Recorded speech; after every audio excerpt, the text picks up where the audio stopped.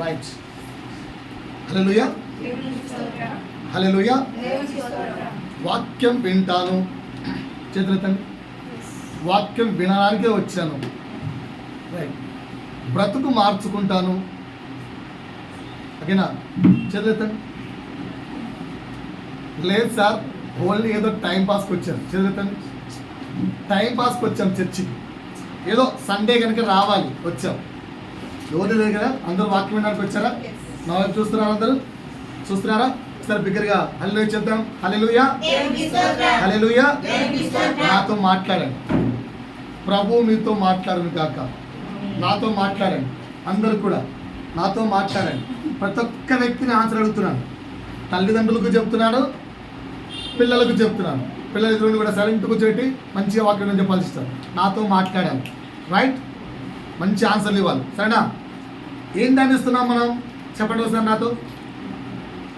ఆత్మ ఏం చెప్తుంది, శరీరం ఏమంటుంది? ఆత్మ ఏం నేర్పిస్తుంది? దేవునికి మహిమ కలిగేలాగున నీ నా జీవితము ఉండాలి అని నేర్పిస్తుంది. కరెక్టేనా? దేవునికి మహిమ కలుగులాగున నీ నా జీవితము ఉండాలి, అలా జీవించాలి. ఇది ఆత్మ నేర్పిస్తుంది. కరెక్టే కదా? ఇందులో మొదటి పాయింట్ ఏం నేర్పించాను? దేవుని యొక్క చిత్తమును ఎరిగి జీవించుట దేవునికి మహిమకరమైన జీవితం. ఎలా ఎరిగాలో, ఎలా కనుక్కోవాలో 2 వీక్స్ బ్యాక్ చెప్పాను. పోయిన వారం ఏం చెప్పాను? రెండవ పాయింట్ చెప్పాను. రెండో పాయింట్ ఏంటి? పాపమును ఎరిగి బాప్తిస్మము తీసుకొనుట దేవునికి మహిమకరమైన జీవితం. ఏ బాప్తిసం అన్నాను? నీట మునిగిన బాప్తిసమా, దాని తర్వాత ఉన్న బాప్తిసాలు కూడానా? కదా, మనందరం ఏంటంటే నీట మునిగిన బాప్తిసంతోనే ఆగిపోతున్నాం. అలా కాదు, దాని తర్వాత ఉన్న బాప్తిసం స్టేజ్కి కూడా వెళ్ళడం దేవునికి మహిమ. ఈరోజు 3వ అంశం చెప్తున్నాను, నాతో పాటు తీయండి. అంశం మీరు చెప్తారని ఆశిస్తున్నాను. 3వ పాయింట్ మీరు చెప్తారని ఆశిస్తున్నాను. రైట్, నాతో పాటు వాక్యం చేయండి. మత్తయి సువార్త చదివే వాళ్ళు చాలా స్పష్టంగా, బిగ్గరగా, గట్టిగా చదవాలి. మత్తయి సువార్త 3వ అధ్యాయము 5వ వచనం. మత్తయి సువార్త అందరూ తీయండి. 3వ అధ్యాయము 5వ మాట. ఆ సమయమున యెరూషలేము వారును యూదయ వారందరును యోర్దాను నదీ ప్రాంతమున వారందరును. ఎవరు అతను? బాప్తిస్మం ఇచ్చి యోహాను యొద్దకు వచ్చి తమ పాపములు ఒప్పుకొనుచు యోర్దాను నదిలో అతని చేత బాప్తిస్మము పొందుచుండిరి. చదివారా? ఆ పేజ్ అలాగే పెట్టుకోండి, చేతులు తీయకండి, ఎక్కడికి వెళ్ళకండి. నెక్స్ట్ అదే అధ్యాయము 13 నుంచి 17 వరకు చదవండి. రైట్. ఆ సమయమున యోహాను చేత బాప్తిస్మము పొందుటకు ఎవరు వచ్చారు? యేసు. ఎక్కడి నుంచి? గలిలయ నుండి. ఎక్కడికి వచ్చాడు? యెరూషలేము అన్నది కదా, గలిలయ దగ్గర నుంచి, గలిలయ నుంచి యోర్దాను నది ప్రాంతంలోకి యేసు వచ్చాడు. వచ్చి అందుకు యోహాను, యేసయ్యా నేను నీ చేత బాప్తిస్మము పొందవలసిన వాడనై ఉండగా నువ్వేంటి నా దగ్గర బాప్తిస్మం తీసుకోవడానికి వచ్చావు? Okay, right. ఆ విధంగా ఆయన్ను ఆపడానికి ప్రయత్నించాడు యోహాను, రైట్. కానీ యేసు ఏమంటున్నాడు? ఇప్పటికి ఇలా జరగనిమ్ము. దేని యావత్తు? నీతి యావత్తు ఇలాగు నెరవేరుట రైట్. కనుక అతడు అలాగ కానిచ్చెను. యేసు బాప్తిస్మం పొందిన వెంటనే నీళ్లలో నుండి ఒడ్డునకు వచ్చెను. ఇదిగో ఆకాశము తెరవబడి దేవుని ఆత్మ పావురము వలె దిగి తన మీదికి వచ్చుట చూచెను. ఆ, మరియు ఆ. ఇదిగో ఈయనే నా ప్రియ కుమారుడు, ఈయన యందు నేను ఆనందించుచున్నానని ఒక శబ్దము ఆకాశం నుండి వచ్చెను. రైట్, విన్నారా అండి? మీకేం డౌట్లు రాలేదా? రాత్రి అరౌండ్ 10 o'clock కూర్చున్నాను నేను, వాక్యం ప్రిపేర్ చేసుకున్నాను. ఇది చదువుతుంటే నాకు చాలా డౌట్లు వచ్చాయి. మీకేం డౌట్ రాలేదా? లేదా మీకేమైనా కొన్ని ప్రశ్నలు తలెత్తుంటే అడగచ్చు. ఏమైనా డౌట్లు వస్తుంటే అడగచ్చు. నేనేమనుకోను, ఏం లేదు కదా, కాంటెంట్ చాలా ఈజీగా ఉంది కదా. నాకు వచ్చిన కొన్ని డౌట్లు, ఒక 10 డౌట్లు వచ్చాయి. ఆ 10 డౌట్లు నేను మీకు ముందు పెడతాను. మీరందరూ కూడా డౌట్స్ రాలేదు అంటే జ్ఞానవంతులే అర్థం. కనుక చెప్పున్నా, డౌట్ ఏంటన్నా?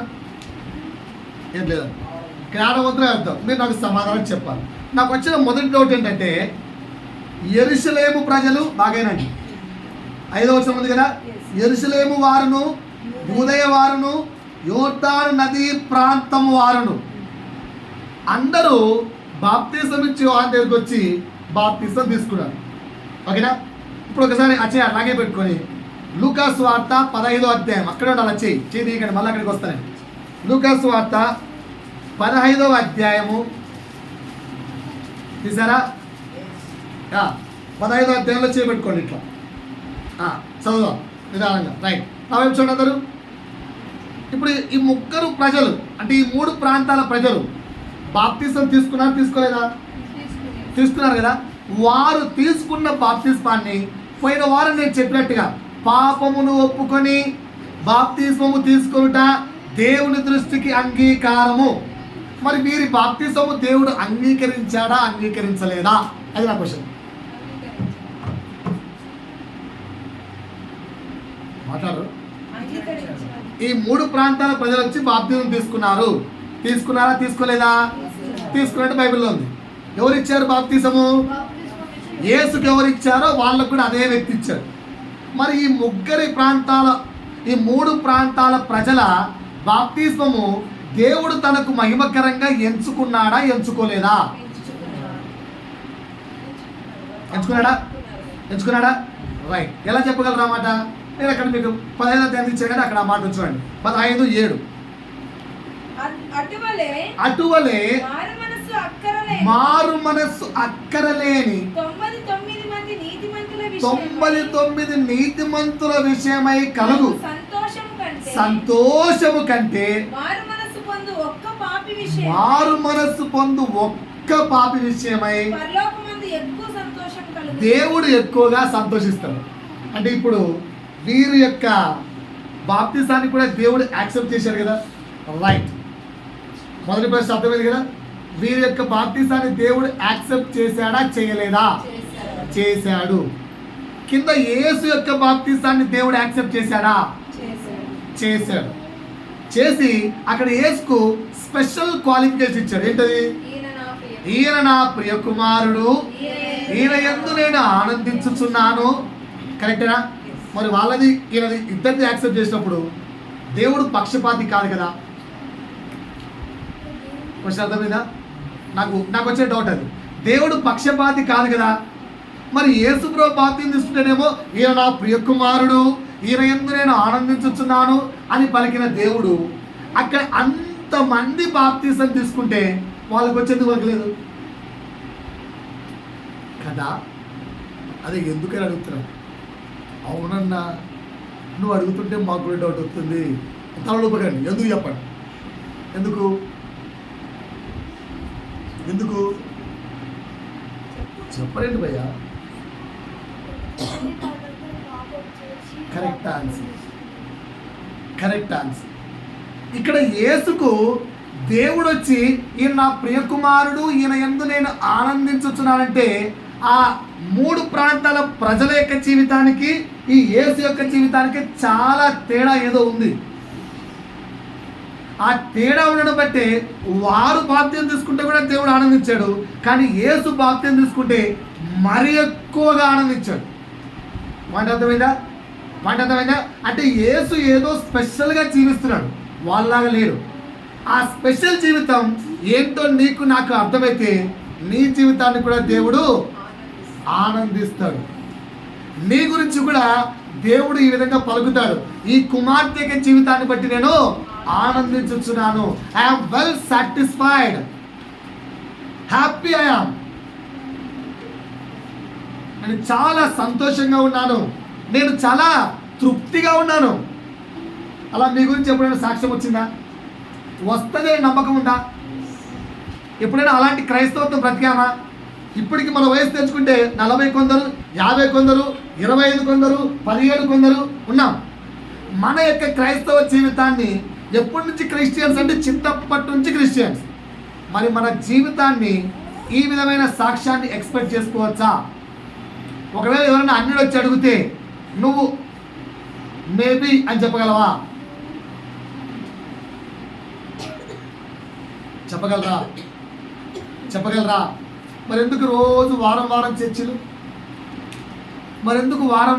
చర్చిలు? ఏంటి? సరే, ఇప్పటి వరకు ఒకేలా లేకపోయినా ఇప్పుడన్నా ఆ స్పెషల్ లైఫ్ ఏంటో తెలుసుకుంటే ఈరోజు 3వ పాయింట్ అది. ఆ స్పెషల్ లైఫ్ ఇప్పటి నుంచైనా ప్రయత్నిద్దాం. అది కదా దేవుడు కోరుకునేది, అది కదా యేసు కోరుకునేది. తెలుసుకుందామా? రైట్. మొదటి ప్రశ్న ఏం వేశాను? వారి యొక్క జీవితాన్ని కూడా దేవుడు యాక్సెప్ట్ చేశాడు, కానీ యేసు యొక్క జీవితాన్ని ఇంకా ఎక్కువగా సంతోషించాడు. కారణం ఏంటంటే వాళ్ళ దగ్గర ఒక పాయింట్ రాయబడింది, ఏమని? తమ పాపములు ఒప్పుకొని వారు బాప్తిసం తీసుకున్నారు. యేసు పాపాలు ఒప్పుకున్నాడా? అంటే అర్థం ఏంటి? యేసు బాప్తిసం తీసుకున్నప్పుడు యేసు యొక్క వయసు ఎంత? 30. అంటే పుట్టినప్పటి నుంచి 30 ఏళ్ళ వయసు. మన యేసు కదా ఇంచుమించు. ఇంకా మనకంటే చిన్నోడా? నాకంటే చిన్నోడు. ఇక్కడ కూర్చున్న కొంతమంది కంటే పెద్దోడు. కదా ఆ ఏజ్ వరకు కూడా యేసు దగ్గర ఏ పాపం ఒప్పుకోవడానికి లేదు. ఒకవేళ పాపం ఉండింటే ఖచ్చితంగా యోహాను దగ్గర ఒప్పుకునేవాడు. ఒప్పుకుంటేనే బాప్తిసం. లేదంటే పైన డైలాగ్ చావండి, సర్పసంతానమా నైలా మాటలు. కానీ యేసు ఏ పాపాన్ని ఒప్పుకోలేదంటే యేసు దగ్గర పాపము లేదు. 30 సంవత్సరాలైన జీవితము పాపము లేని జీవితంగా ఉంది. అందుకు దేవుడు బాగా సంతోషించాడు. మొదటి పాయింట్ రాసుకోండి. మొదటి పాయింట్, ఇక నుంచైనా పాపము చెయ్యని జీవితం జీవితం. పాపము చెయ్యని జీవితం. మొదటి పాయింట్, పాపము చెయ్యని జీవితం.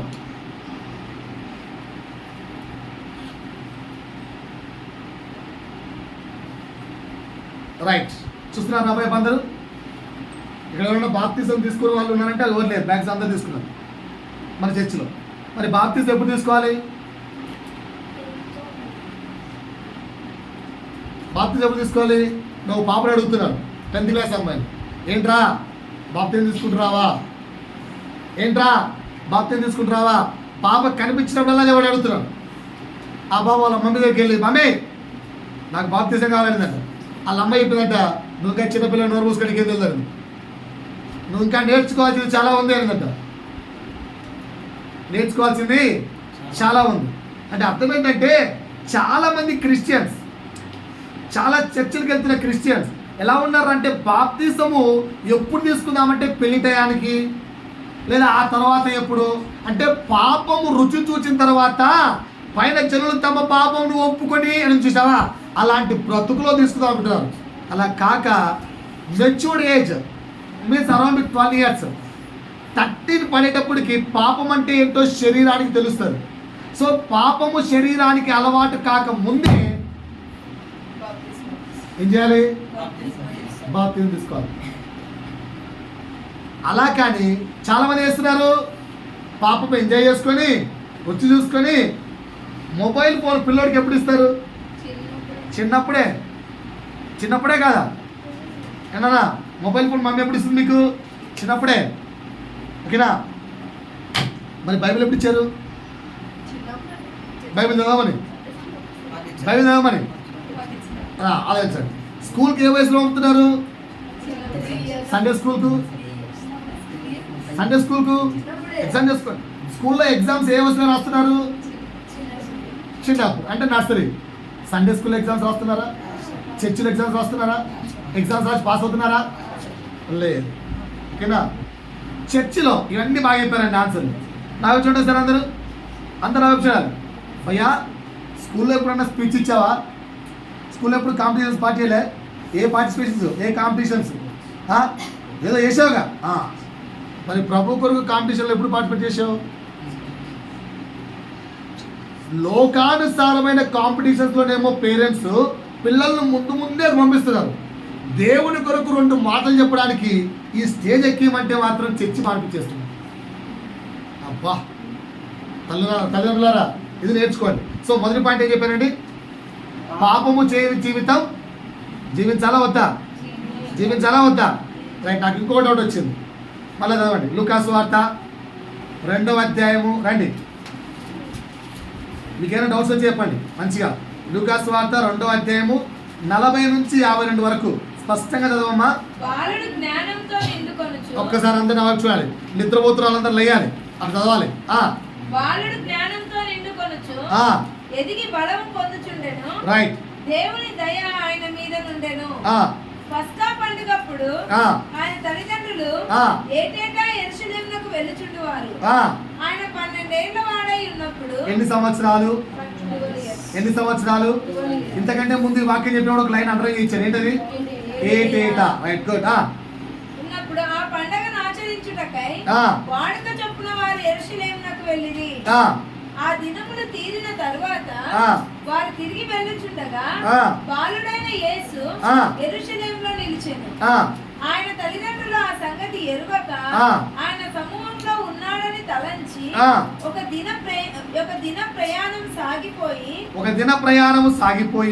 బంధువులలోను నెలవైన వారిలోను ఆయనను వెతుకుచుండిరి. ఆయన కనబడనందున ఆయన వెతుకుచు ఇక్కడ తిరిగి వచ్చిరి. 3 దినములైన తరువాత ఆయన దేవాలయంలో బోధకుల మధ్య కూర్చుండి వారి మాటలను ఆలకించుచు వారిని ప్రశ్నలు అడుగుచు ఉండగా చూచిరి. ఆయన మాటలు వినిన వారందరూ ఒక్కసారి ధ్యానించారా? ఏం చేస్తున్నాడు యేసు? అక్కడ యేసు ఏం చేస్తున్నాడు? ఎన్నేళ్ళు ఏం చేస్తున్నాడు యేసు? అక్కడున్న రబ్బీ బోధకులతో తర్కిస్తూ ఉన్నాడు, మాట అడుగుతూ ఉన్నాడు. రైటా? రైట్. ఇంకా ఆయన మాటలు వినిన వారందరూ ఆయన యొక్క మేధస్సుకును ఆయన ఇచ్చే సమాధానములకును విస్మయము ఆశ్చర్యపడుచున్నారు. రైట్. ఆయన తల్లిదండ్రులు ఆయనను చూసి మిక్కిలి ఆశ్చర్యపడి ఆయన తల్లి కుమారుడా మమ్మల్ని ఎందుకు ఇలాగ చేసితివి? ఇదిగో నీ తండ్రియు అంటే ఏంటి? యూసఫ్. నీ తండ్రియు నేనును దుఃఖపడుచు నిన్ను వెతుకుచుంటిమని ఆయనతో చెప్పగా ఆయన మీరేల నన్ను వెతుకుచుంటిరి? నేను నా తండ్రి పనుల మీద ఉండవలనని మీరు ఎరుగరా అని వారితో చెప్పాను. రైట్. చాలమ్మా, మీతో మళ్ళీ చదువుకుందాం. ఏమైనా సందేహాలు వచ్చాయా? చదివిన లేఖన భాగం మీకు ఏదైనా ఆశ్చర్యాన్ని కలిగించిందా? మీకు ఏదైనా ప్రశ్నలు పుట్టించిందా?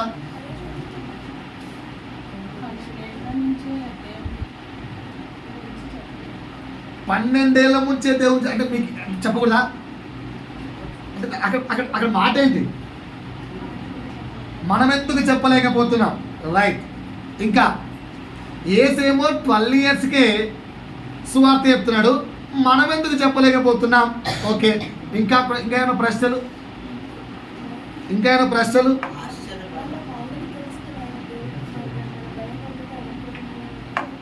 ఎవరికి?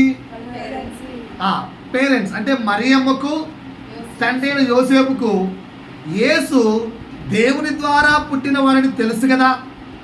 మరి తెలిసినప్పుడు మరలా ఎందుకు వీళ్ళు మమ్మల్ని ఎందుకు బాధ పెడుతున్నావు అని అన్నారు? ఇది స్తుతి యొక్క డౌట్. రైట్. ఇంకా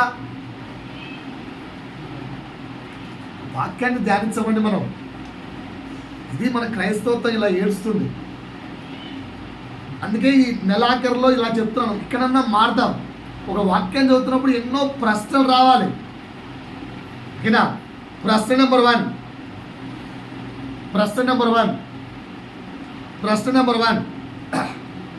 12 సంవత్సరాలకే బోధకులతో ఆర్గ్యూ చేయడానికి దెర్ ఇస్ నో రైట్స్. బోధకులతో మాట్లాడాలి అంటే పట్టా ఉండాలి. బోధకులతో మాట్లాడాలంటే ఒక రైట్ ఉండాలి. అంటే 12 ఇయర్స్కే సర్టిఫికెట్. 12 ఇయర్స్కే క్రీస్తుకు ఆ పట్టా వచ్చిందా? అసలు క్రీస్తు చదువుకున్నాడా? డౌట్ రాలేదా? అసలు వాళ్ళు ఎలా గమ్మున్నారు? 12 ఇయర్స్ బాబు వాళ్ళ లాంటి ప్రశ్నలు అడుగుతుంటే బోధకుల ఎందుకని వారు సమాధానము చెప్పలేని ప్రశ్నలు అడుగుతుంటే వాళ్ళకు మండలేదా? కానీ వాళ్ళు 3 రోజులు ఆయనతో మాట్లాడారు. అంటే యేసు ప్రశ్నలకు వాళ్ళు ఆశ్చర్యపోయారు కానీ కోపడలేదు. అర్థమవుతుందా? ఇంక రెండోది, ఆ తర్వాత తల్లి వచ్చి అడిగితే ఎందుకు నాన్న నన్ను బాధపడుతున్నావు అన్నప్పుడు ఏం చెప్పాడు? నా తండ్రి పనిలో నేను ఉన్నానని మీకు ఎదుగరా? ఇప్పటికి 25 ఏళ్ళు వచ్చాయి, 30 ఏళ్ళు వచ్చాయి, 40 ఏళ్ళు వచ్చాయి. మీ పట్ల దేవుడికున్న ఉద్దేశం ఏంటి అడిగితే చాలా మందికి ఆన్సర్ లేవు. కానీ 12 ఇయర్స్కే యేసుకు దేవుడికి నా పట్ల ఈ ఉద్దేశం ఉందని ఎలా తెలుసుకున్నాడు? అంటే దేవుడు యేసయ్యతో ఒక రీతిగా బిహేవియర్, మనతో ఒక రీతిగా బిహేవియర్ చేస్తున్నాడా? అలా చేస్తే దేవుడు కాడే, పక్షపాతేతుడు. దేవుడు యేసయ్యను మనిషి రీతిగా ఎలా పంపించాడో యాజ్ ఇట్ ఈస్ మనల్ని కూడా ఈ మూలంగా పంపించాడు. No difference. మరి యేసయ్యకి ఎలా తెలిసింది 12వ ఏటనే నా పని ఇది, నా తండ్రి నన్ను అందుకే ఈ లోకానికి పంపాడు? ఎలా తెలిసిందండి? నీ వయసు ఎంత అన్నా? మరి నీకు తెలిసిందా? మరి నువ్వెందుకు దేవుని పని చేయట్లేదు? క్వశ్చన్ ఏంటి? ఇంకా ఇక్కడ నీ ఏజ్ ఎంత నాన్న? ఏ క్లాస్ నువ్వు? ఫస్ట్ క్లాస్ అంటే 6 ఇయర్స్, 7 ఇయర్స్. దాని గురించి కూడా చెప్తా, మాట్లాడతాను దాన్ని. ఓకేనా? బాగా క్వశ్చన్ గుర్తుపెట్టుకోండి, ఇవన్నీ క్వశ్చన్స్. ఇక్కడ మరి మనం ఏ ఏజ్లో తెలుసుకుంటామంటే ఏజ్ ఏమో 12th, మనము కొందరికి ఏమో 25 ఏళ్ళు దాటిపోయాయి, కొందరికి ఏమో 60 ఆఫ్టర్ రిటైర్మెంట్ కొందరు. ఎందుకురా అంటే యేసులాగా మన మనసులో కోరిక లేదు. 2వ పాయింట్ రాసుకోండి, యేసు కోరిక అంటే రాసుకోండి. యోహాను సువార్త 2వ అధ్యాయము 17, జాన్ 2:17. అది మన బ్రతుకుల్లో ఉంటే ఆటోమేటిక్గా తండ్రికి మన పట్ల ఉన్న ఉద్దేశం తెలిసిపోతుంది. యోహాను సువార్త 2వ అధ్యాయం 17వ వచనం. ఆయన శిష్యులు నీ ఇంటిని గూర్చిన ఆసక్తి నన్ను భక్షించునని. నీ ఇంటిని గూర్చిన, ఎవరింటిని గూర్చిన? దేవుని ఇంటిని గూర్చిన ఆసక్తి ఏంటట? నన్ను భక్షించు. ఎంతమందికి క్రీస్తు రాజ్యం కట్టాలన్న కోరిక నరాల్లో జీర్ణించకపోయింది? ఎంతసేపు ఉన్నా ఎలా సంపాదించాలా, ఎలా ఒక కారు కొనాలా, ఎలా ఒక బిల్డింగ్ కట్టాలా, ఎలా పెద్ద బిల్డింగ్ చేయాలా, ఎలా నా పిల్లలకు సంపాదించి పెట్టాలా, ఇదే. కానీ ఒక్క రోజైనా, ఒక గంటైనా నా క్రీస్తు రాజ్యాన్ని కట్టాలి చంద్రతను ఆలోచించిన వాళ్ళు. కానీ ఏసుకేంటట? నా ఇంటిని నా దేవుడి ఇంటిని కట్టాలని భక్షించుతున్న ఆసక్తి మనకుందా? ఇది కదండి. అందుకు కదా దేవుడు వచ్చి ఈయన నా ప్రియ కుమారుడు అన్నాడు. మొదటి పాయింట్ ఏం చెప్పాను? పాపము లేని, ముందు లేదు, ఇప్పుడు ట్రై చేద్దాం. 2025లో ట్రై చేద్దాం. ఏంటి? పాపము లేని చేద్దాం. మొదటి పాయింట్ రాసుకున్నారా? 2వ పాయింట్ ఏమంటున్నాడు? దేవుని రాజ్యమును కట్టాలన్న ఆసక్తి నరాల్లో జీర్ణించుకుపోవాలి. అలాంటి జీవితం కావాలి. రాసుకోండి. దేవుని రాజ్యాన్ని కట్టాలి అన్న ఆసక్తి నరాల్లో జీర్ణించుకుపోవాలి. నరాల్లో జీర్ణించుకుపోవాలి. నరాల్లో చిందించకపోవాలి. బాగా వినండి సార్. యేసుకు 12 ఇయర్స్కి ఏంట్రా అంటే మనము చేసే తప్పేంటి, తల్లి అయిన మరియా యూసఫ్ చేయని తప్పేంటో ఇప్పుడు నేర్పిస్తున్నారు. తల్లిదండ్రులారా అందరు తల నా వైపు ఎత్తండి. తల్లిదండ్రులారా నేర్చుకోండి. మీకే యేసు బాలుడిగా ఉన్నప్పుడు, మీ పిల్లలు కూడా చెక్ చేసుకోండి, బాలుడిగా ఉన్నప్పుడు చాలా ప్రశ్నలు వేస్తారు. నువ్వు ఏం మాట్లాడినా when they are at 4 years to 5 years age, వాళ్ళు వేసే ప్రశ్నలకు సమాధానం చెప్పలేరు. అలాంటి ప్రశ్నలు వేస్తారు. నువ్వు నేను వేస్తాను చెప్పండి, గట్టిగా గద్దిస్తావు. కానీ మరియమ్మ యూసఫ్ ఏం చేయాలో తెలుసా? 5 సంవత్సరాల వరకు మరియమ్మ తనకున్న జ్ఞానముతో కూడిన సమాధానము క్రీస్తు వైపు నుంచి చెప్పేది, దేవుని వైపు నుంచి. రెండవది, చిన్ననాటి నుంచి అమ్మా నీ జననం ఇలా, యేసయ్యా నీ జననం ఇలా జరిగింది, నేను ప్రార్థించుకొని చూడగా గాబ్రియేలు దూత వచ్చి నీ జనాన్ని నాకు ముందే చెప్పింది. యు ఆర్ దేవుడి ద్వారా పుట్టిన వాడవు, నువ్వు నా యొక్క భార్యాభర్తల సంబంధం ద్వారా పుట్టిన వాడవు కాదు, దేవుడి ద్వారా పుట్టిన వాడవు. ఆ విధంగా కుమారుడికి ప్రతిసారి నేర్పిస్తూ వచ్చింది తల్లి. మీలో ఎంతమంది మీ పిల్లల యొక్క జననాన్ని, అప్పుడు దేవుడికి నువ్వు ప్రార్థించిన విధానాన్ని ఎంతమంది చెప్పారు మీ పిల్లలకు? తల్లిదండ్రులారా చెప్పండి. ఆఫ్టర్ 5 years ఒక పుస్తకంలో రాసి ఉంటుంది, ఒక పుస్తకంలో ఆఫ్టర్ 5 years యేసు జనరల్గా 5 years వరకు తల్లి యొక్క సంరక్షణ, వన్స్ 5 ఏళ్ళు పడతానే తండ్రి యొక్క సంరక్షణ. యూసఫ్ చేతికి అప్పగిస్తే యేసు అడిగిన మొట్టమొదటి ప్రశ్న ఏంటి తెలుసా? యూసఫ్ను, నాన్న భూకంపాలు ఎందుకు వస్తున్నాయని అడిగాడు.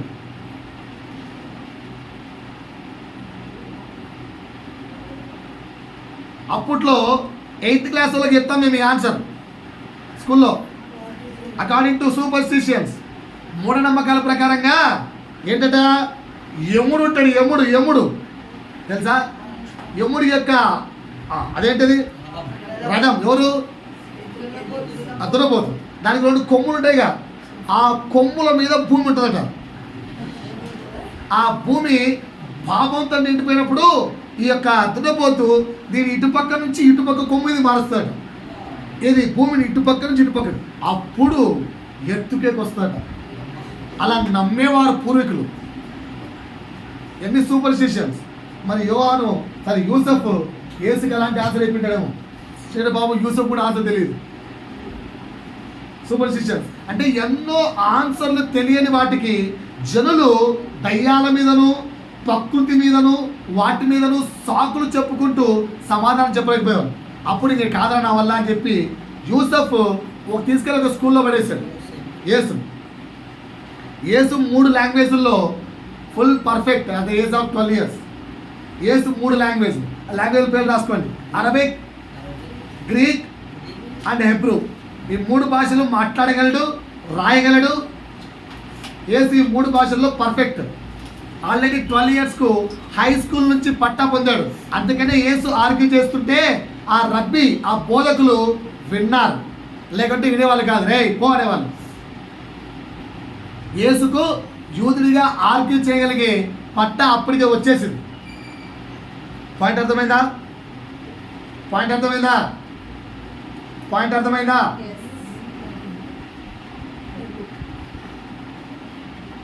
పాయింట్ అర్థమైందా? సో ఆ విధంగా తల్లిదండ్రులు యేసయ్యను పుట్టినప్పటి నుంచి 12 సంవత్సరాల వరకు ఏటేటా చర్చికి తీసుకెళ్తూ, ఒకసారి నా చూడండి అమ్మా. ఫర్ ఎగ్జాంపుల్ ఇప్పుడు ఇక్కడ నుంచి చెంగిచెర్ల, మనం చెంగిచెర్ల కదా, ఎంత డిస్టెన్స్ ఉంటుంది? 3 చర్లపల్లి ఎంత? 3 కిలోమీటర్ల 4, 5 వేసుకోండి. 5 కిలోమీటర్లు వేస్తున్నావా? వాటికి వెళ్ళారనుకో, చర్చికి వస్తారా? మా బాబాయ్ మామ ఈరోజు పిండి వాళ్ళు ఇక్కడే ఉండిపోమన్నారు, కొంచెం ఈ సండే అని ఫోన్ చేస్తావా? నిజం చెప్పు, నిజం మాట్లాడు. ఓకేనా?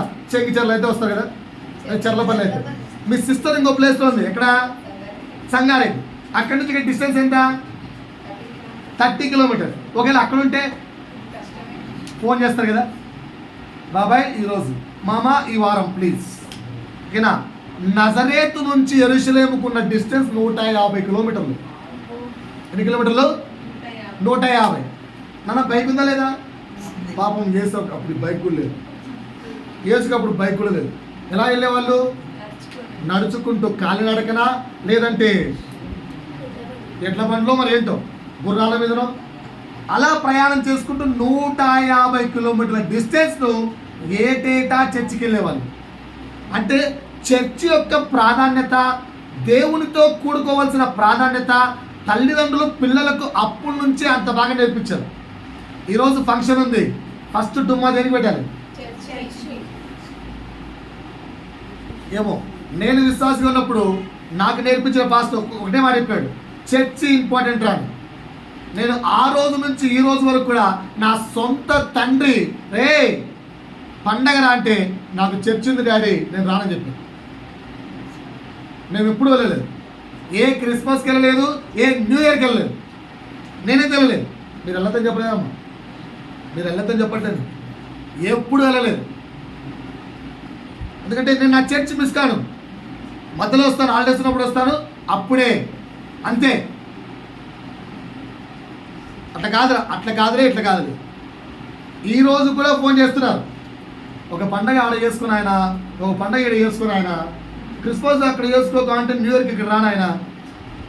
ఏనా నాకు పండగలు లేవు, పబ్బలు లేవు, నాకు నా దేవుడి సన్నిధి పోయి. దేవుని యొక్క సన్నిధి తల్లిదండ్రులు అంతగా నేర్పించారు యేసయ్యకి. అందుకే ఏటేటా ఆయన దగ్గరికి వెళ్ళాడు. అలా వెళ్ళాడు కనుకనే 12 ఇయర్స్లోనే దేవుని యొక్క ఉద్దేశము ఆయన పట్ల ఏముందో తెలిసిపోయింది. నువ్వు నేను ఎలా ఉన్నామండి?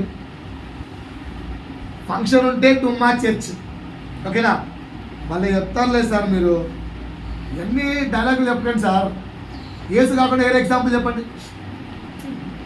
ఎవరన్నా అంటారు నాలంటారు. నేను అడిగా వాక్యం ప్రిపేర్ అవుతాడు, పరిశుద్ధ ఆత్మ అడుగుతున్నా, బాగా చెప్తావు సార్ నువ్వు, యేసు మీరు స్పెషల్ సార్, మీ గురించి కాదు, బైబిల్ అలాంటి ఎవరో చూపించు ఉన్నాడా? బైబిల్ మొత్తం మీద 12 ఇయర్స్కే చిన్నప్పుడే దేవుడు అంటే ఆసక్తి ఉన్నవాడు. వాళ్ళంతా గొప్పోళ్ళు, మంచోళ్ళ గురించి చెప్పండి. తీయండి నాతో పాటు, చాలా మందికి ఇలాంటి అనుమానం ఉంటాయి. తీయండి. యోహాను సువార్త 6వ అధ్యాయము 1వ వచనం నుంచి. చెవులు గలవాడికి మాత్రమే ఈరోజు ధ్యానం అర్థం, వాక్యం అర్థమవుతాయి. చెవులు గలవాడు మాత్రమే వాక్యాన్ని ధ్యానం చేయగలడు. ఇక నుంచైనా లైఫ్ను మార్చుకుంటే ప్రభువు రాకడ చాలా దగ్గరగా ఉంది. ప్రభువు రాకడ దగ్గరగా ఉంది. Don't think only about blessings. 6వ అధ్యాయం చెప్పమ్మా. అటు తరువాత యేసు తిబెరియా సముద్రము అనగా గలిలయ సముద్రము దాటి అతనికి వెళ్ళెను. ఓకే. రోగుల ఎడల ఆయన చేసిన సూచక క్రియలను చూచి బహుజనులు ఆయనను వెంబడించి యేసు కొండ ఎక్కి అక్కడ తన శిష్యులతో కూడా కూర్చుండెను. ఓకే. అప్పుడు పస్కాను యూదుల పండుగ సమీపించెను. కాబట్టి యేసు కన్నులెత్తి బహుజనులు తన యొద్దకు వచ్చుట చూచి మీరు భుజించుటకు ఎక్కడ నుండి రొట్టెలు కొని తెప్పించుమని ఫిలిప్పును అడిగెను. రైట్. ఈ కాంటెంట్ ఎన్నిస్తామండి? మత్తయిలో, మార్కులో, లూకాలో, యోహానులో ఉన్న ఏకైక కాంటెంట్ ఇది. 4 ఉంది. ఆ తర్వాత ఏం జరిగింది? ఒక చిన్న బాబు 5 రొట్టెలు 2 చేపలు ఉన్నాయంటే 5 రొట్టెలు 2 చేపలు ప్రార్థించగా అందరికీ పంచిపెట్టెను. తర్వాత 12 గంపలెత్తిరి. సండే స్కూల్ పాఠం నేర్చుకున్నారు లేదా? నేర్చుకోలేదు, తెలియదు చేతులెత్తండి. ఇది తెలియదు చేతులెత్తండి. అందరికీ తెలుసు కదా. అక్కడ 5 రొట్టెలు 2 చేపలు ఇచ్చిన వ్యక్తి ఎవరు?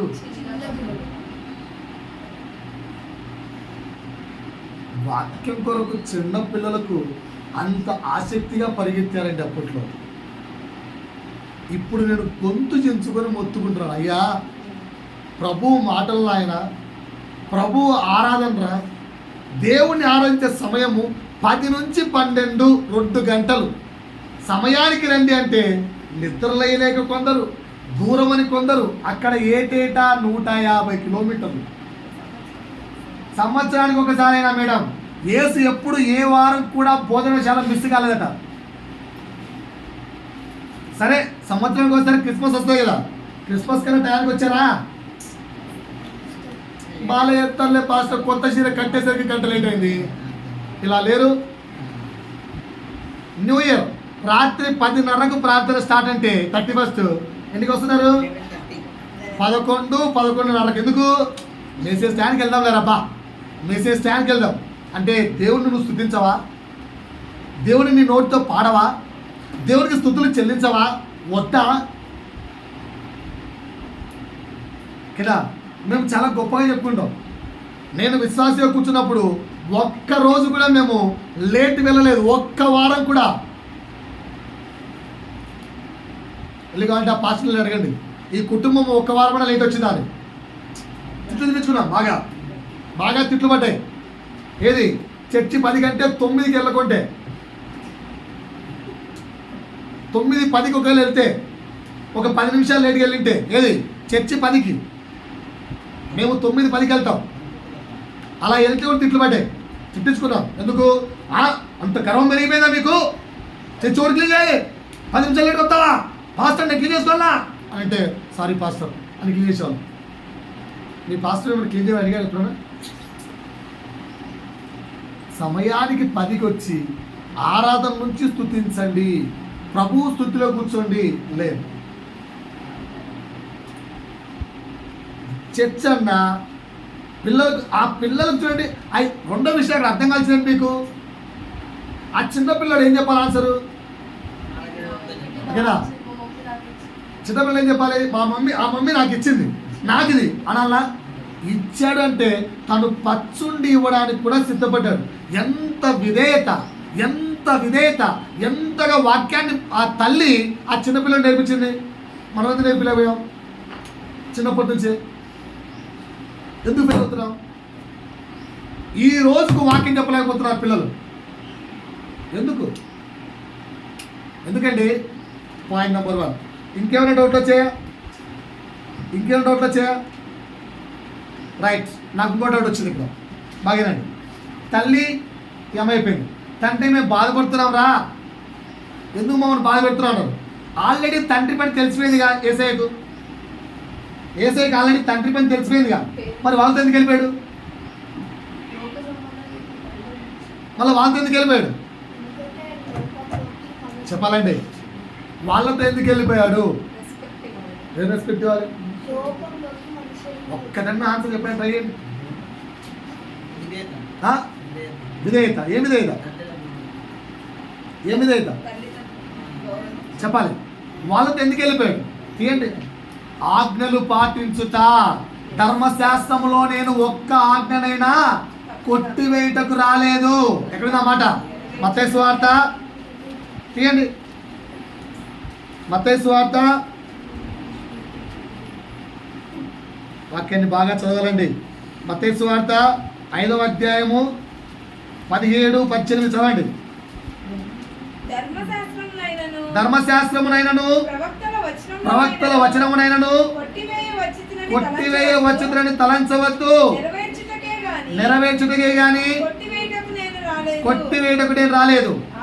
ధర్మశాస్త్రంలో ఆ యొక్క వచనం ఏంటి? 3వ వచనం, నిర్గమాకాండం 20:12వ వచనం. నేను దీర్ఘాయుష్వంతుడైనట్లు నీ తల్లిని తండ్రిని సన్మానించుము. ఆజ్ఞలు ఎక్కడ కొట్టివేయలేదు యేసయ్య. అందుకు తిరిగి మళ్ళా వెళ్ళిపోయాడు. ఇది వాక్యం చదివినప్పుడు ధ్యానించే విధానం. ఇది ధ్యానిస్తున్నారా? సరే, రైట్. వెళ్ళిపోయాడు, బాగానే ఉంది. వాళ్ళతో వెళ్ళిపోయాడు, బాగానే ఉంది. ఓకేనా? అక్కడ 7వ గుణం. ఇప్పుడు ఎన్ని గుణాలు చెప్పాను? 20 చెప్పానా? రాసుకోండి. సారీ, మొదటి పాయింట్ ఏం చెప్పాను? పాపం చేయకుండా జీవించాలి. 2వ పాయింట్ ఏం చెప్పాను? ఆయన రాజ్యం కట్టాలన్నా ఆసక్తి ఉండాలి, నరాల్లో జీర్ణించుకోవాలి. 3వది రెగ్యులర్గా ఆయనతో సంబంధం ఉండాలి. రెగ్యులర్గా ప్రభువుతో సంబంధం మెయింటైన్ చేయాలి. చర్చ్, ప్రేయర్, వాక్యము, ఇవన్నీ రెగ్యులర్గా ప్రభువుతో రిలేషన్షిప్. రాసుకో తల్లి, ఇదిగో take pen. Regularly relationship with God. రాశారా? Regularly relationship with God. 4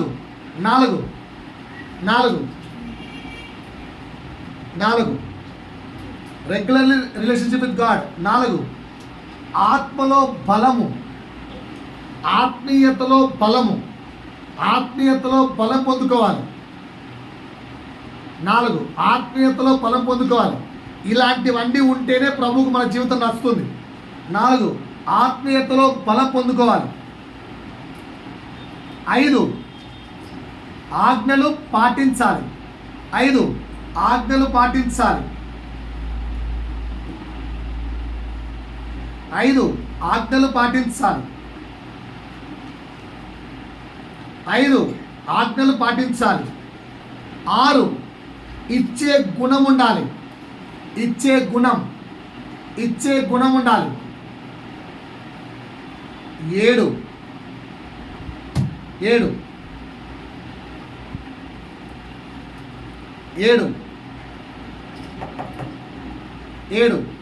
ఓకేనా?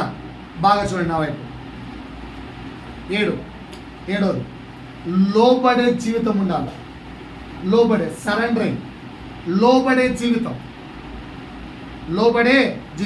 ఇప్పుడు లూకాసు వార్త 2వ అధ్యాయంలోకి వెళ్ళి కొంచెం కిందికి వెళ్ళండి. 2వ అధ్యాయము మీరు ఎక్కడ దాకా చదివారు? 49 దాకా చదివారు. 51 నుంచి. అంతటా ఆయన వారితో కూడా బయలుదేరి నజరేతునకు వచ్చి వారికి లోబడి ఉండెను. లోబడే జీవితం చెప్పాను. 7వ పాయింట్ లోబడే జీవితం చెప్పానా? రాసుకోండి. ఎవరెవరికి లోబడాలి? క్వశ్చన్. ఎవరెవరికి లోబడాలి? తల్లిదండ్రులు. ఫస్ట్ పాయింట్ తల్లిదండ్రులు. ఎవరెవరికి లోబడాలి? తల్లిదండ్రులు. నెక్స్ట్ గురువులు. ఎస్, కరెక్ట్ పాయింట్ చెప్తున్నారు బ్రదర్. 2వది టీచర్స్, గురువులకు. ఇంకా పెద్దవారికి. రైట్, వయసులో పెద్దవారికి. నేను సేమ్ పాయింట్స్ రాసుకున్నాను, ఒక్కడు వేరే రాలేదు. 3 4 సంఘమునకు. 4 సంఘానికి లోబడాలి. 5 కుటుంబానికి లోబడాలి. 6 సమాజానికి లోబడాలి. ఈ 6 వ్యక్తులకు లోబడాలి. బాగా గమనించండి. మొదటిది ఏంటి? తల్లిదండ్రులు. 2వది ఏంటి? గురువులు. 3వది పెద్దలు. 4 సంఘం. 5 కుటుంబం. 6 సమాజం. ఇక్కడ రాసుకోండి. లోబడుకులో 2 రకాల లోబడటం ఉంటాయి. Constructive, destructive. ఎక్కడ చెప్తాను మాటలు? నాయన పొలం పనికి వెళ్ళరా అన్నాడు. ఎవరు? చిన్న కుమారు. పెద్ద కుమారు దగ్గరికి వెళ్ళి, నాయన తమ్ముడు ఎలా అన్నారా, నువ్వన్నా వెళ్ళరా అన్నాడు. పెద్ద కుమారు ఏమన్నాడు? డాడీ వెళ్తాను డాడీ నేను. లాస్ట్ ఎవరు వెళ్ళారు? ఇప్పుడు విధేయుడు ఎవరు? పెద్ద కుమారుడు, చిన్న కుమారుడా? పెద్దోడేమో వెళ్తానన్నాడు, వెళ్ళాడా? వెళ్ళలే. చిన్నోడు వెళ్ళనన్నాడు, వెళ్ళాడు. చాలామంది ఈ కన్స్ట్రక్టివ్, డిస్ట్రక్టివ్ విధేయతను, అంటే అర్థం ఏంటంటే డిస్ట్రక్టివ్, నాశనము చేసే విధేయత చూపిస్తారు. అంటే అర్థమేంటి తెలుసా? మా పాస్టర్ అన్యులతో మాట్లాడుతున్నారు. మా పాస్టర్ అన్యులతో ఎప్పుడు చెప్పాడు పాస్టర్? అరే నాన్న, అన్ని దేవతల దగ్గర పెట్టిన ప్రసాదమును తీసుకోవద్దన్నా, కానీ అది కూడా ఏంది? ఇతరుల యొక్క విశ్వాసము సొమగిలు లాగునా అన్నాడు పౌలు. హే నో, మా పాస్టర్ తిరుగుతున్నాడు. అంటే నీకు లోపల తినాలి ఉందని కదా అర్థం. తిరుపతి లడ్డు భలే టేస్ట్ ఉంటుందట. ఇలా పెట్టినప్పుడు నేను వెళ్ళాను తిరుపతికి. ఓకేనా? మొత్తానికి 9 లడ్లు వచ్చాయి. మాకు వెళ్ళింది 3, 9 లడ్లు. ఇంకో టికెట్ ఎక్స్ట్రా ఉంటే దాంతో 3 తీసుకున్నాం. అలా లడ్లు వాళ్ళు అన్నాడు, టికెట్ ఎందుకు తీసుకున్నారు ఎక్స్ట్రా అంటే, టికెట్కి 3 లడ్లు ఇస్తారు రా వెదవా గమౌండ్ అని 3 లడ్లు తీసుకున్నాం. మొత్తానికి 12 లడ్లు ఆ చేతులు పెట్టారు. ఇటుకి తీసి తినరా లడ్డు ఆకలిస్తే ఒకటి ఇచ్చారు. ఇలా తీసుకో, కొంచెం తీసుకో అని ఇంతే లేదు.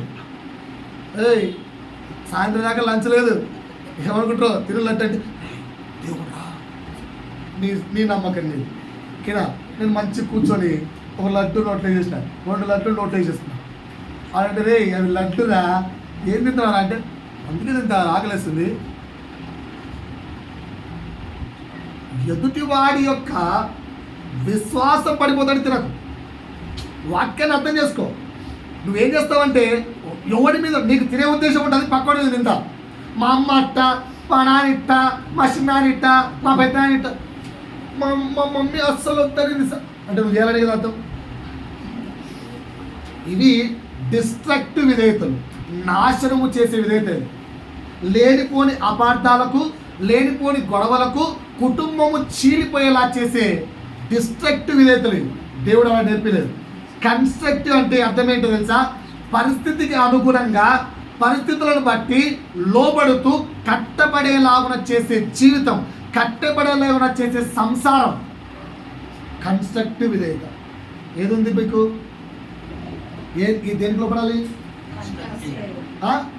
ఏసు కన్స్ట్రక్టివ్ చేశాడా, డిస్ట్రక్టివ్ చేశాడా? ఏం మరి అమ్మ తల్లి నీకు తెలియదాన్ని ఎట్ట పుట్టాను?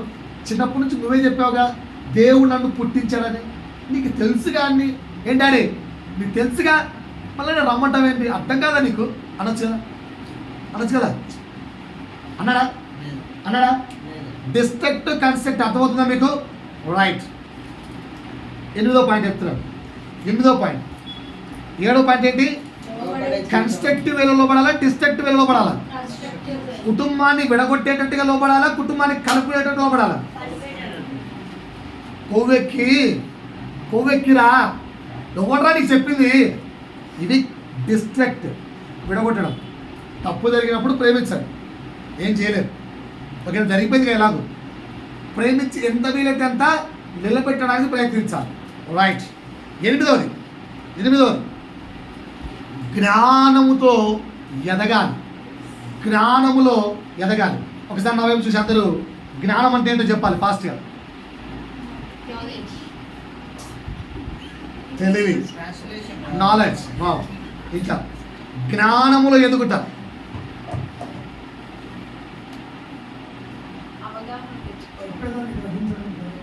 చెప్పేదాన్ని గ్రహించడం జ్ఞానం. ఒకసారి నా వైపు చేయండి. మత్తయి సువార్త 10వ అధ్యాయం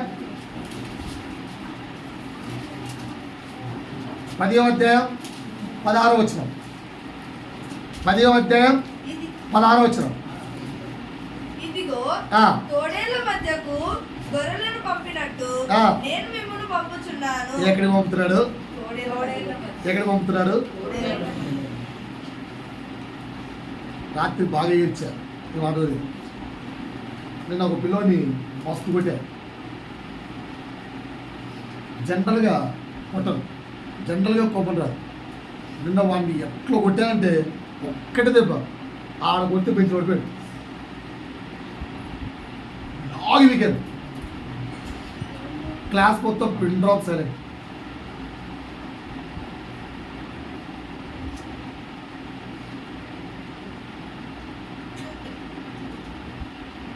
తర్వాత కోపం అనిగిపోయింది.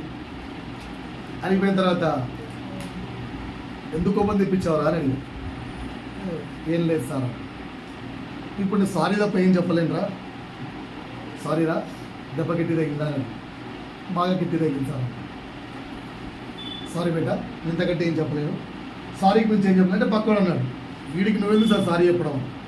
ఆడన్నాడు, కొట్టించుకున్నాడు. తప్పు నేనే కదా సార్ చేసింది, తప్పు నాదే. కనుక తప్పు చేసినందుకు దెబ్బ తగులుతుంది, మీరెందుకు సారీ చెప్తున్నారు? అవసరం లేదని. తప్పు నీదేరా, కానీ నేను కొట్టకూడదు. అరిస్తూ గడిపేదేమో, కానీ కోపంతో కొట్టాను కదా, సారీ లేని చెప్పి. అప్పుడు నాకు ఈ వాక్యం బాగా, దేవుడు మన ఎవరి మధ్యలో పంపిస్తున్నాడు? చుట్టుపక్కల వాళ్ళు తోడేళ్ళలో ఉంటారు, కానీ నేను ఎలా ఉండాల్సింది? పాము వలె వివేకముగాను, పావురం వలె నిష్కపటముగా ఉండాలి. నేను ఏం చేస్తాను? పావురంలాగా నిష్కపటంగా ఉన్నాను, కానీ పాములాగా వివేకంగా బిహేవ్ చేయలేదు. మిస్ అయిపోయా. దానికి అర్థమైందా? ఇంత పాస్టర్ చెప్తున్నాను, నేను చెప్తున్నాను, నేనేం మిస్ అయ్యాను. అర్థమవుతుందా? సో అందుకు నేను ఏమంటున్నా అంటే 8వ పాయింట్ చెప్తున్నాడు, జ్ఞానమందు ఎదుగుట అంటే అర్థమైంది తెలుసా? సరైనది సత్యమైనది నేర్చుకోవడం జ్ఞానం. రాసుకోండి, సరైనది సత్యమైనది నేర్చుకోవడం జ్ఞానం. సరైనది సత్యమైనది నేర్చుకోవడం జ్ఞానం.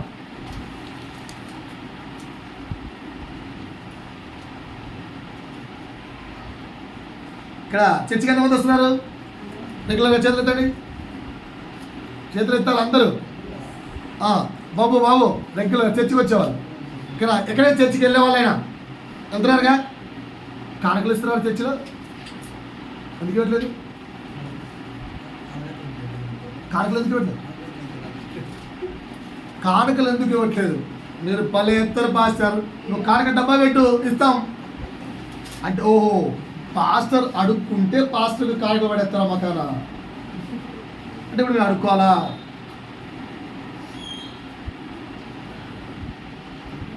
ఓకేనా? సరే, మీరు కానుకలు దేవునికి ఇవ్వద్దులే, వదిలేద్దాం. సరే, మీ పిల్లలకి ఎప్పుడైనా కానుకలు ఇవ్వండి అని చెప్పి చేతికిచ్చి పంపించారా? ఎంతమంది నేర్పించారు వారం వారం పిల్లలు కానుక ఇవ్వమని? పిల్లలకు కానుకలు ఇవ్వండి నేర్పించారా? పిల్లలకు కానుకలు ఇవ్వండి నేర్పించారా? మా కిషోర్ గారికి చిన్నప్పటి నుంచి వాడు సంపాదించిన మొట్టమొదటి శాలరీ నుంచి కూడా దశంభాగం ఇచ్చావు. ఇప్పుడు ఇస్తున్నావా? ఎక్కడ పోయింది నేర్చుకున్నది? ఎందుకు చెప్తున్నానంటే మీరు ఇచ్చే దశంభాగం నేను వాడుకోను, టెన్షన్ పడదు. దాని కొరకు నేను చెప్పట్లేదు. ఆ మాట ఎందుకు రాయించాడు దేవుడు అంటే, పిల్లలకు తల్లిదండ్రులు నేర్పించవలసిన మంచి ప్రవర్తన, అది సత్యమైన మాట. అది దేవునికి నువ్వు ఇచ్చుట. ఎందుకంటే సర్వశక్తివంతమైన తండ్రి తన కుమారుని నీకు బహుమానంగా ఇచ్చాడు. Can you can't able to, నీవు పిల్లలకు నేర్పిలేవా? పెద్దలు ఇవ్వకండి, ఓకేనా? అమ్మో మేము ఇచ్చేద్దాం, మీరు దేవునికి ఇవ్వడంలో పిల్లప్పటి నుంచి నేర్పించాలి. యాక్చువల్ ఒకవేళ సండే స్కూల్ పెడితే మాత్రం కాకడప్ప పెడతారు. మన దగ్గర సండే స్కూల్ లేదు, అందుకే కాకడప్ప లేదు. పిల్లలైతే ఖచ్చితంగా కానివ్వాలి. అది పేరెంట్స్ నేర్పించాలి వాళ్ళకి. ఏది రూపాయి పిల్లలు కాదు, పిల్లలకు నేర్పించాడు నానా. అలా నేర్పిబట్టే ఆ కుమారుడు ఇవ్వడం నేర్చుకున్నాడు. 5 రొట్టెలు 2 చేపలు నా కడుపు కనుక్కోలేదు, సమాజానికి నేర్పించాడు. నువ్వు చిన్నపిల్లలకు ఇవ్వడం నేర్పిస్తే, ప్రభు కృప నేర్పిస్తే, ప్రభు యొక్క సత్యమందును వాడిని పెంచితే, వాడు పెద్దయినాక ప్రభు కొరకు నిలబడతాడు. బీదలకు కానీ వాళ్ళకి కానీ ఇవ్వడం నేర్చుకుంటాడు. తల్లిదండ్రులారా ఈ విషయం జ్ఞాపకం పెట్టుకోండి. కూర్చొని చేస్తాను. చర్చిలో రూల్స్ ఉండవు, ప్రశాంతంగా కూర్చోవచ్చు, కాలు కాల్చుకోవచ్చు, ఏమని చేసుకోవచ్చు. ఇక్కడ చైర్లో కూర్చోండి, కూర్చోవచ్చు, ఏం కాదు, ఓకేనా? Comfortness important. ఇరుక్కొని ఎప్పుడు కూర్చోకండి, కంఫర్టబుల్గా కూర్చోండి. చైర్లు చాలా ఉన్నాయి, 1కి 10 ఉన్నాయి. అర్థమవుతుందా సార్? పిల్లలకు జ్ఞానం నేర్పించండి. జ్ఞానం అంటే ఏంటి? ఏది సరైనది, ఏది సరైనది. ఈరోజు నువ్వు నేర్పిస్తే ఫ్యూచర్లో వాడు ఫైనాన్షియల్ ప్రాబ్లమ్స్ పొందుకోడు. ఎందుకంటే తండ్రి నేను నీకు ఇచ్చుట నేర్పించాను, నువ్వు నాకు ఇస్తావన్న విశ్వాసంతో బతుకుతాడు. దేవుడు ఖచ్చితంగా ఇస్తాడు. వాడు నువ్వు పిల్లలకి నేర్పించలేదనుకో, ఆయన అలాగే తయారవుతుంది. పిల్లలకైతే ఇవ్వడం నేర్పించండి. నేను నా పిల్లలు చెప్పాను, ఒక డబ్బా పెట్టుకోండి, దారిలో పోయేటప్పుడు ఆ డబ్బా వాళ్ళకే. దారిలో పోయేవాడికి ఏ పేదవాడికి ఇచ్చుకుంటాడో ఇచ్చుకోండి. కార్లో వెళ్తున్నప్పుడు ఏ పేదవాడికి ఇచ్చుకుని ఇచ్చుకోండి. ఆ డబ్బా మీద మాకు అధికారం లేదు, మేము అడగాం. ఓకే, ఆ డబ్బాలు వాడుకున్నామా తిరిగి మళ్ళీ ఇచ్చేస్తాం, ఎందుకంటే ఆ డబ్బా బీదలకే. అలా పిల్లలకు నేర్పించండి. ప్రభువుకు కానకిచ్చుట, బీదలకు ఇచ్చుట పిల్లలకు నేర్పించండి. అది సరైనది, జ్ఞానయుక్తమైనది, సత్యమైన పాటలో జ్ఞానాన్ని పెంచండి. మిగతా 2 పాయింట్లు ప్రభు చిత్తమైతే వచ్చే వారం నేర్పిస్తాను. ఇప్పుడు ఎన్ని పాయింట్లు నేర్పించాను? మొత్తం 8. ఏంటేంటి? 8వది ఇంకా డీటెయిల్గా చెప్తాను. 8వది ఇంకా డీటెయిల్గా వచ్చే వారం చెప్తాను. మొదటి పాయింట్ చెప్పండి. 2025లో ఇది ప్రయత్నించాలి. పాపము చేయని అంటే పాపం చేయకుండా మన చేతులు మనమే కట్టేసుకోవాలి. 2, మొదటిది పాపము చేయని జీవితం, రెండోది దేవుని రాజ్యాన్ని కట్టాలన్న ఆసక్తి, మూడోది రెగ్యులర్ గా church and relationship with God, 4 ఆత్మీయతలో బలవంతుడిగా కావడం, 5 ఆజ్ఞలు పాటించడం, 6 ఇచ్చే గుణం, 7 కన్స్ట్రక్టివ్ విధేయత లోబడే గుణం, 8 జ్ఞానమందు వృద్ధి చెందుట, జ్ఞానమందు ఎదుగుట. దీని గురించి ఇంకొంచెం లోతుగా ప్రభు చిత్తమైతే వచ్చే వారం నేర్చుకుందాం.